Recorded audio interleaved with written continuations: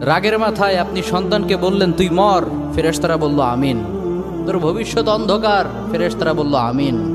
রেগে মেগে আপনি আপনার মেয়েকে বললেন জীবনেও তোর কপালে স্বামীর ভাত জুটবে না, ফেরেশতারা আবারও বলল আমিন। আচ্ছা, আপনি না সেই ব্যক্তি যে তার নিজের জীবনের চাইতেও সন্তানকে বেশি ভালোবাসেন?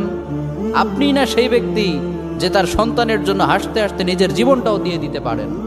আপনি না সেই ব্যক্তি যে আল্লাহর কাছে নিজের চাইতেও সন্তানের জন্য বেশি দোয়া করে? তাহলে কি করে নিজের হাতে নিজের সন্তানের এত বড় ক্ষতি করতে পারলেন? Doesn't make any sense. Common sense বলতে কিচ্ছু নাই আপনাদের? আপনারা কি জানেন না আপনাদের রাগের মাথায় বদদোয়া করাগুলো ফেরেশতারা আমিন বলে?